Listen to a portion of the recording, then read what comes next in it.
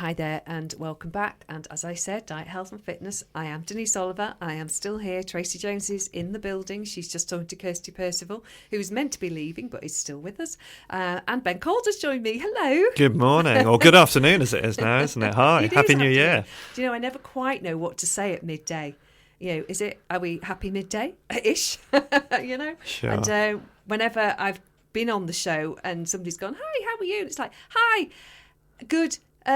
Morning, afternoon. Where are we up to? Maybe it we never just feels like I've been awake long enough to be in the afternoon. Sure. Maybe we just need to go Spanish and go for buenos dias. Because then we've got a good day, and it's nice and easy. Good day, isn't it? Yeah. It's cool. How are you? Yeah, I'm really good, thanks. You know, we've had a nice break over Christmas, got an exciting programme of stuff coming up at Integral Health this spring. Yeah. So, you know, motivated, doing a bit of a detox myself and looking after myself this January. So it's all really exciting. Just tell us, what are you following a particular programme? Have you made this up yourself? Well, as always, I'm on my epigenetic biotyping. So I'm listening to actually my body's genetic predisposition, but I'm also taking a sugar and alcohol break.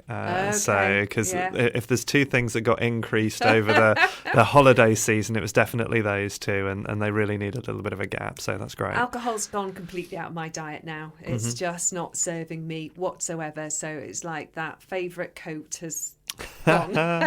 But it never does. Remember, we only get the effects of alcohol when we start getting poisoned. So, what do you mean? Well, the reason that alcohol makes us feel like it does is because our liver stops being able to metabolize it, and it's a poisoning that we're experiencing, which is what drunkenness is, essentially.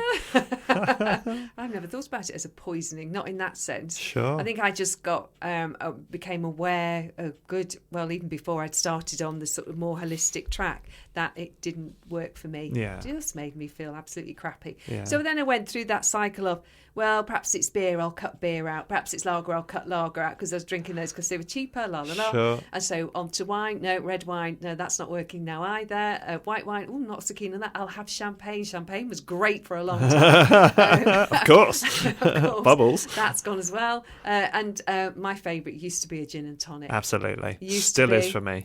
My husband's used to be a whiskey drinker, and he's really got into gin because it's really come back into fashion.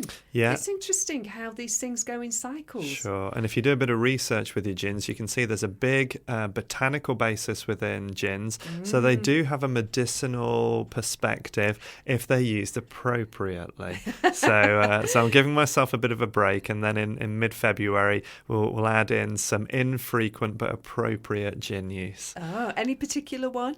My favourite at the moment is actually a Liverpool dry gin, which is an organic gin with about 10 botanicals in it. And it's just so clean and so crisp and it's beautiful. Yeah, my husband's taken to Sipsmiths, which is produced down south. Yes. So probably from where he lived most of his life. It's a good gin, maybe, what's it called? Sipsmith. Yes. He likes that one. Yeah. And there's loads and loads of others. And he's having fun with that. I bought him a book all about the different gins. Nice. So, yes, he's going to be a bit of a nerd when it comes to talking gin. Perfect. So what are we going to talk about today, Ben? You've brought some little notes with you. Absolutely. I want to, because of where I am with the whole sugar thing, I want to talk a little bit about sugar, its effect on liver function, cholesterol levels, immune system, and then just a little bit on how we can support our immunity and our liver function through Echniacea, vitamin C, and colloidal silver. So I've got some interesting stuff for that to come up. And I'd like to sort of pick your brains about when is a good time to be taking vitamins and minerals during the day. Last week we did talk about sugar. It's been a hot topic for the last couple of years. So every new year sugar's in the news again. And we were talking about the Public Health England sugar app. Do you know about this? A free app? I haven't app. Seen that. It's actually aimed at parents and to take their children shopping and to use this app to show the kids how much sugar is in the things that they want to have. Great idea. And Tracy actually downloaded the app. So when she actually gets in the studio, we'll ask her if she's been using it and what help it's been. So sugar, you're on a bit of a no sugar January. Definitely. I mean, there's a couple of reasons for it. There's always I've had a bit much sugar over Christmas bit. It almost can't be helped unless you really want to. And generally I don't want to because I do like my sugar. So what do you like? Just give us an indication. I'm a cake man. I'm a cake man, definitely. Okay. Good cakes, good chocolate cakes. But it was quite interesting that right before Christmas, literally 21st, I had a bit of a health screening done. My dad has heart disease, and so they keep me screened just, so they can know when they can put me on medication that I won't be taking. Yeah.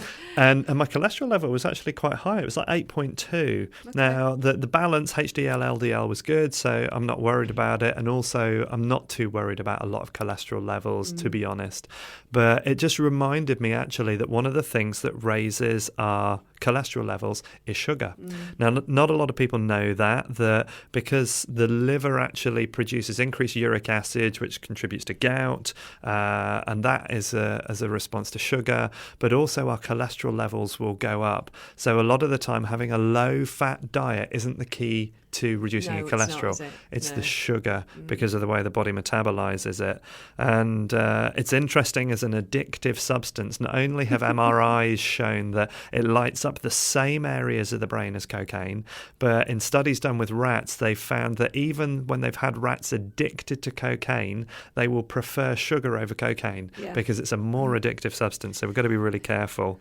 But it's actually quite an immune system depressant. So a lot of the time when we've had a really sugary December because of parties and whatever else, it's one of the reasons why we feel so fatigued in January, because studies have again shown that it actually acts as more of a sedative than it does as a stimulant. So those people out there who think that they should be taking, having a quick sugar hit to get their energy up, it actually is counterproductive. You'd be better off having some protein or some fat, interestingly enough. Interestingly, that's exactly what Kirsty was saying on my show earlier. Brilliant. Perfect. I mean, it's coming from two horses' mouths there then. So, and I concur. Yeah, absolutely. But just the way it affects our immune system makes us more prone to being affected by bacteria and viruses at this time of the year, especially because so far we've had such a mild winter. We're more likely to get ill because of that sugar. So taking a break from it is a really useful thing to do. So what are you not eating and what are you eating? So from a sugar point of view, I still allow fruit. Yeah. I don't cut out natural sources of sugar. I'm completely minimizing honey, so very, very rarely will I have that, because they are kind of a little bit more refined in that sense. They're still not in natural grade. So fruit I'm still having. Honey, I think I've had once this year so far, but then everything else is out. So no cakes, no biscuits? No cakes, no biscuits, chocolate? no chocolate, no processed foods. Okay. So I'm just really staying away from that. So I'm keeping it nice and clean. So good quality protein in the form of organic meat and lots of fruit and veg. And I'm really lucky that the organic veg company, we've got lots of spring greens, lots of kale, lots of cabbage available. So I'm doing a lot of nice stuff with that. And just I'm upping my B vitamins. I'm upping my magnesium naturally by having those greens. So really useful stuff. You're not talking about supplementation there? Not above what I'm generally taking anyway. So, at this time of year, and I'll cover this a little bit more later on in the show, but, I'm in there with my zinc, I'm in there with my vitamin D, but that's my general stuff anyway. Just the proportions of it will change at this time of year. Cool. Anything else that, what's your water intake? You're not having alcohol. And how are you feeling by not having the sugar and the alcohol? Fabulous. The first week, I'm a little bit grumpy, I have to say, because sugar is so addictive, and it's amazing how it alters the brain chemistry. So first week is always a little bit, I don't like it, and you can almost feel yourself scratching and kind of like, oh God, I want something that's a bit sugary. But I know that that's just the withdrawal, and now I'm into kind of nearly at the end of the second week of that, and starting to actually feel quite lively, quite vigorous. My physical activity levels have gone up because I'm kind of just making sure that I get my body back into that routine. Because, Christmas, it's 2 weeks out and it's always a bit of a change. So, water, my water intake is pretty consistent. I'm usually somewhere between about 3 and 4 litres a day.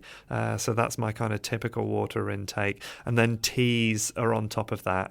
I'm still treating myself to my 2 favourite coffees at the weekend. weekend. So I'll have a Saturday and a Sunday coffee, and those are my coffees. Okay. But they're spiced, so we have it with fresh cardamom, fresh cinnamon, fresh clove, because again that's anti-inflammatory. It helps the immune system. Plus, it helps your body metabolize the coffee different. And I always have it with cream as well. Yes, so, I came across somebody else who likes to have it with cream. Yeah, and says it's very different. Sure, that way. And it's not just. I mean, if you look at the bulletproof coffee and the bulletproof chocolate, it's the fat richness of it that your body will metabolize it all differently because of the fat content. And we've become such a carb-orientated society in a lot of ways, and all that's doing is sending our insulin levels, off the chart. So a nice fat-rich coffee. Yeah. You could almost go as far as Tibetan yak butter tea. It's where they literally stick yak butter in their tea, and it just helps with energy and all sorts of stuff. So it's much more sustaining, isn't absolutely, it? Absolutely, yeah. So it doesn't overhype you. Yeah, quite. Tracy Jones has joined us. Hello. Hello. How are you feeling? Oh, a little bit bloated, if I'm perfectly honest. If anybody's been following the story, I'm taking part in some research at Chester Uni, and I'm eating 60 grams of bran flakes for breakfast every morning. And I think 60 grams of bran flakes are staying inside me too. So when did they last appear? Which last day did they actually leave your body? Ago. Oh dear. Yeah, they don't work on everyone. They don't help everyone stay regular. But I'm doing this for the sake of research, and I'll be glad when it's over. You. Only 3 more weeks to go. You're going to need a big medal when you finish this. Self-sacrifice for science. Perfect. It won't be bran flakes for breakfast, I can assure you. So what are you looking forward to having for breakfast after you've finished your bran flakes? Oh, gosh, I don't know. A cup of hot water, I think. I like eggs for breakfast. I quite like a protein-based breakfast. So, some mushrooms and some eggs or something like that. That would be my ideal. That would be lovely, wouldn't it? Yeah. I could have the bran flakes for lunch, but where's the love in bran flakes for lunch? Lord, no. I could choose to have them for dinner, but really? Really? Oh, yeah, no. So I'm keeping them at breakfast, and then at least I've got something to look forward to. They're over with, yeah. No more self-punishment for the day. So I am at least consoling myself and knowing that I'm helping a young lady to get a PhD.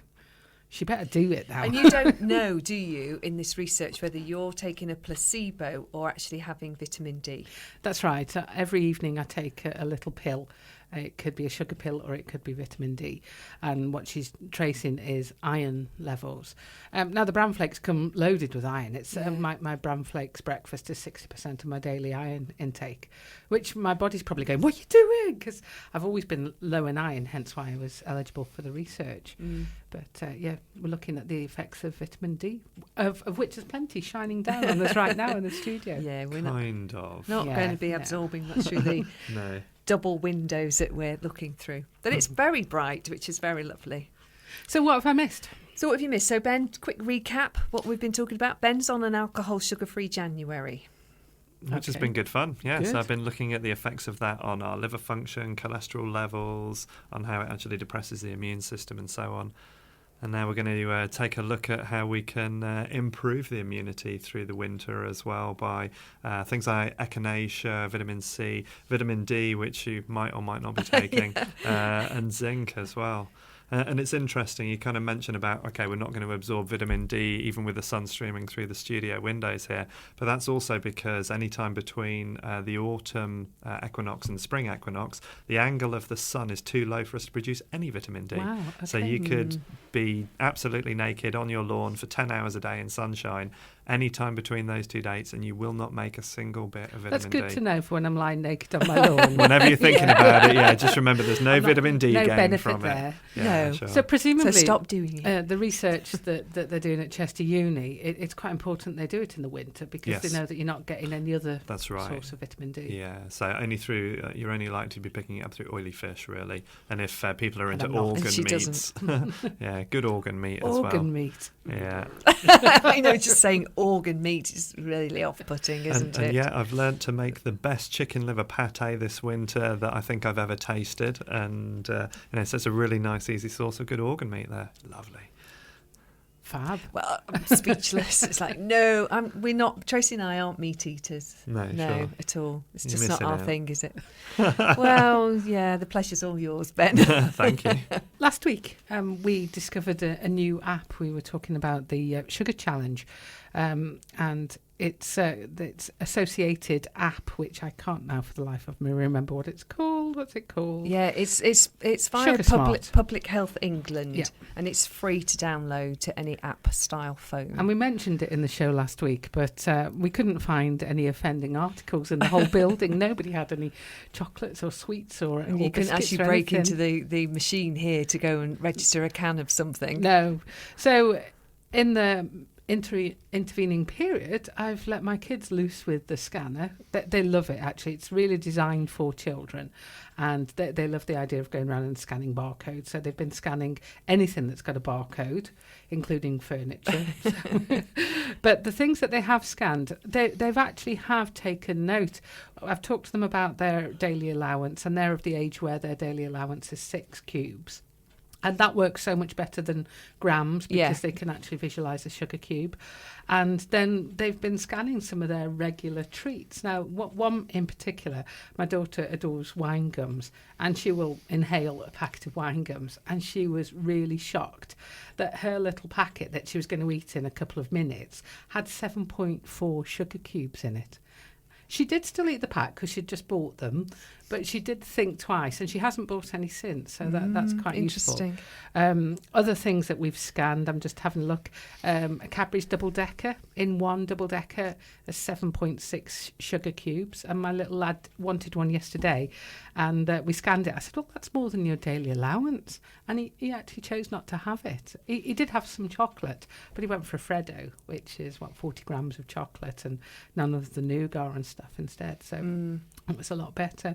So yeah, I would highly recommend it. The kids have really got engaged with it, and I've used it just to inform them, not necessarily say no, you can't have that, but this is your daily allowance, this is what's recommended, and do you really want that Kinder chocolate bar? That's half your daily allowance. If you want it, you can have it, but just bear that in mind. So been really pleased with that. Good. I'm glad it's worked, because when you were running around the studio last week, it was a bit like, oh, can't find anything to scan here. And the first few things that I scanned, they didn't have in the database, but I looked on the Facebook feed for the app, and they were just populating the database. So every day they're putting more and more things on there, so it shouldn't be quite so empty. They're going to have thousands and thousands of things on there, aren't they? It takes a long time to go through everything. Yeah. But all the main stuff. Good on them. All the stuff that the kids would be buying at the sweet counter, they were all there. Yeah. So that was easy and it's enough. surplus to requirements. We don't need this. I'm sure the manufacturers are delighted.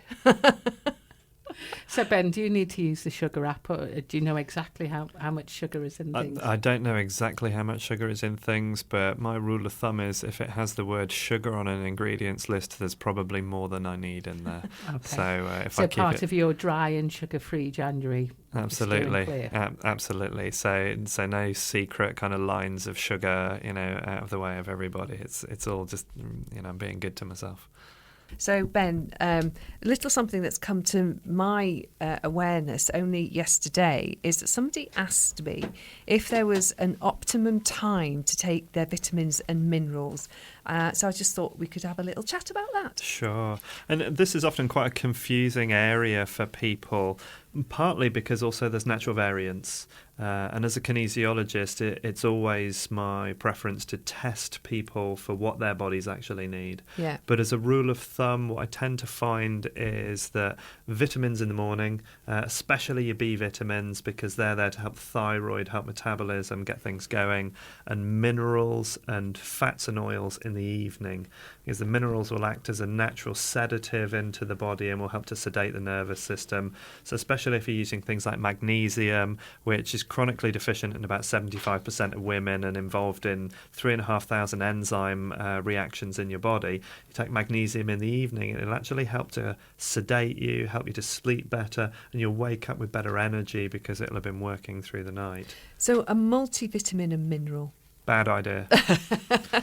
But there are so many products that are multivitamin and mineral, Yeah, sure. and people buy them off the shelf and think they're doing themselves good. Yeah. And then there's all sorts of reports about if you feel fatigue, you should take this and take 2 or 3 of these a day. Yeah. And it's so random, isn't it? Absolutely. And you really do, again, I'd always advise before vitamins and minerals, talking to somebody, a nutritionist, kinesiologist, somebody who's professionally involved in them, because what you actually need might not be as obvious. Yeah. And so often I see people that come in, and they come in with trays of supplements sometimes, and most of the time you're ditching at least 50% of those when you test people.